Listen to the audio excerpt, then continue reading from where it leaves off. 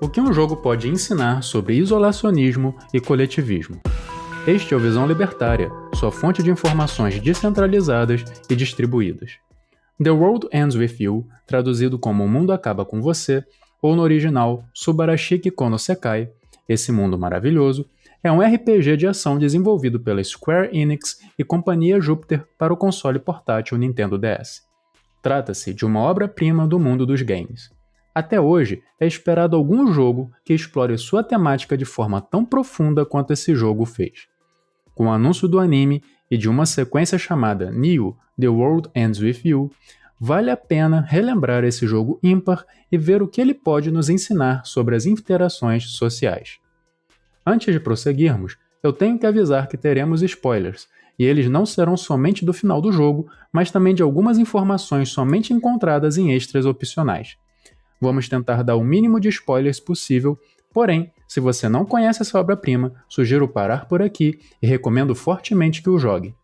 Esse jogo é único em diversos aspectos, sendo uma verdadeira obra de arte a ser admirada.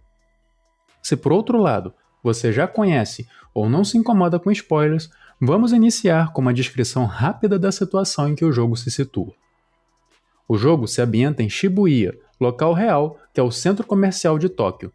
Nesse mundo existe um ser chamado de Compositor, que seria praticamente uma divindade criadora de uma realidade paralela, local esse onde as pessoas que morrem em Shibuya vão parar. Nessa realidade, acontece o jogo dos ceifadores, Reapers em inglês ou Shinigami em japonês. Esse jogo era comandado pelo Condutor, uma espécie de chefe que decidia como o jogo seria feito e decidia quem iria formular os desafios para os jogadores, esse que seria o mestre do jogo. Esse mestre do jogo era escolhido dentre os ceifadores, que eram pessoas que já venceram o jogo anteriormente. O jogo funcionava da seguinte forma: quando alguém morria, essa pessoa ia para Shibuya, de outra dimensão, e lá eles pagavam a entrada no jogo, que era a coisa mais importante para aquela pessoa. Nessa Shibuya, os jogadores podem ver o mundo real e até ler os pensamentos das pessoas contidas no mesmo, porém não podem interagir com os vivos. O jogo durava 7 dias, e a cada dia os jogadores tinham missões que deviam ser concluídas para continuar no jogo. Enquanto isso, os jogadores eram atacados pelos ruídos, noise, que eram uma representação dos ruídos de comunicação que acontecem entre as pessoas. Para lutar contra esses seres, os jogadores deveriam formar um pacto com outro jogador para ganharem poderes e lutarem juntos para sobreviver. Ao final, o ganhador do jogo poderia voltar à vida, enquanto os demais sobreviventes do jogo recebiam uma escolha: jogar novamente ou se tornar um ceifador. O objetivo do Compositor era que as pessoas se tornassem melhores com as experiências vivenciadas no jogo, além de aprenderem a confiar nos outros, tanto que era preciso um parceiro para poder jogar. Eles deveriam entender como é viver sem aquilo que mais valorizavam. Porém, com o tempo, esse bairro de Shibuya ficou cheio de pessoas que se recusam a interagir uma com as outras. Nas palavras do Compositor, o mundo estava repleto de possibilidades, mas as pessoas se recusavam a ver o que estava bem diante de seus olhos. Então, ele planejava acabar com o jogo, já que ele não estava servindo ao seu propósito de melhorar as pessoas. Contudo, o Condutor fez uma aposta com o Compositor. O Condutor acreditava ser possível mudar as pessoas e, desse modo, melhorá-las. Para isso, seriam feitos mais alguns jogos, onde o Compositor escolheria alguém para ser o jogador representante dele e, para isso, escolheu a pessoa mais fechada possível, o nosso protagonista, Neku Sakuraba. Neku era uma pessoa isolacionista ao extremo, mas o motivo disso não era porque ele se sentia superior aos outros. Neku via as relações humanas como uma fonte de conflitos e, por isso, evitava a todo custo se associar a outros. Ainda assim, com o decorrer do jogo, Neku aprende a valorizar os outros, percebendo o quão importante é pessoas trabalhando juntos pelo mesmo objetivo. Apesar de que conflitos podem ser causados quando pessoas agem em grupo, somente juntos eles podem alcançar certos objetivos que um indivíduo jamais poderia. Isso pode ser entendido pelos pagamentos para participar nos jogos. Na primeira semana, a coisa mais importante para Neku era ele mesmo, portanto ele perde a sua memória e a sua identidade. Já na segunda semana, ele aprendeu a valorizar alguém, de forma que essa pessoa se torna o seu segundo pagamento.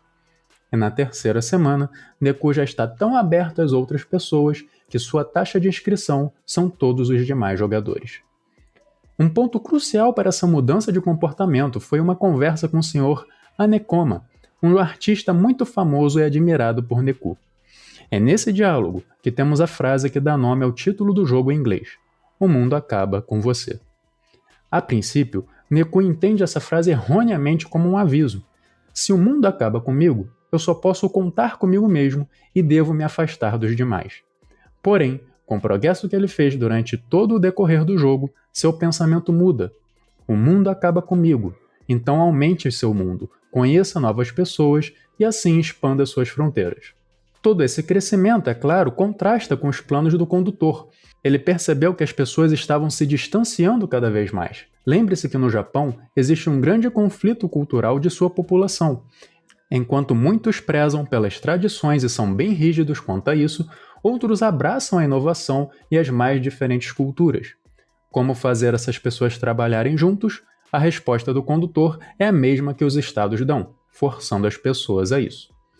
Basicamente, seu plano consiste em utilizar uma lavagem cerebral para que todos tenham exatamente os mesmos pensamentos e assim possam trabalhar juntos para um objetivo em comum.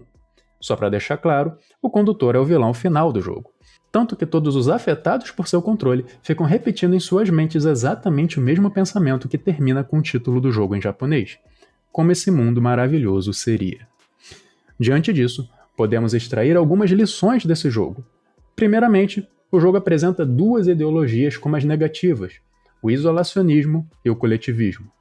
Quando falamos em isolacionismo, logo vem à mente das pessoas o individualismo como sinônimo ou causa, mas esse pensamento não poderia estar mais errado. O individualismo não leva ao isolacionismo, já o coletivismo sempre causa isolacionismo. Podemos ver isso claramente quando olhamos para o Estado. Quais os países mais coletivistas do mundo? Provavelmente pensaria em Coreia do Norte ou Cuba. Mas note que esses também são os países mais fechados atualmente, tendo até mesmo barreiras para evitar que sua população fuja. O discurso nesses países é que o bem comum ou o interesse coletivo deve se sobrepor ao interesse individual. Isso leva claramente ao controle de mercados, já que o interesse dos indivíduos comprando e vendendo não pode se sobrepor ao interesse coletivo. Sem mercado, ou seja, sem trocas voluntárias, as pessoas não podem comprar produtos de outros países e, portanto, o país tem que ser autossuficiente em todos os aspectos. Porém, todos sabemos que a especialização foi o que permitiu à humanidade avançar tanto nos últimos séculos. Se cada um puder focar em produzir o que faz melhor, então trocar com os demais, a produção tende a aumentar e a população passa a viver melhor. Também podemos ver o reflexo disso no indivíduo em si. Se um grupo de pessoas pensa que já tem o pensamento correto, eles se fecham dos demais. Podemos ver isso claramente no pensamento socialista de algumas pessoas. Eles acreditam que as ideias deles já estão definidas como as melhores possíveis e, portanto, não vale nem a pena escutar aqueles com ideias diferentes. Isso também fica claro no próprio jogo que estamos falando. Assim que as pessoas passaram a ser controladas, seu objetivo era destruir todos aqueles que não partilhavam das mesmas ideias, não importando se fossem amigos ou pessoas próximas. Por causa desse coletivismo, temos cada vez mais a formação de bolhas de pensamento. Porém, quanto mais ideias são analisadas e contrapostas, mais fortes elas ficam. Você já deve ter ouvido falar diversas vezes de exemplos onde alguém teve uma ideia inovadora para o seu tempo, mas que com o passar do tempo, essa ideia foi refinada e melhorada por outros pensadores, de tal forma que a ideia original parece infantil para você agora. Porém, se alguém acredita que suas ideias são perfeitas e não podem ser contrapostas, então essa ideologia está fadada à estagnação e, muito possivelmente, ao esquecimento. É por esse motivo que nós libertários temos uma vantagem a mais. Estamos constantemente sendo bombardeados pela ideologia coletivista que a maioria acredita. É muito fácil saber os argumentos socialistas, bem como as suas falhas. Porém, o mesmo não se pode dizer para aqueles que estão afundados na bolha esquerdista.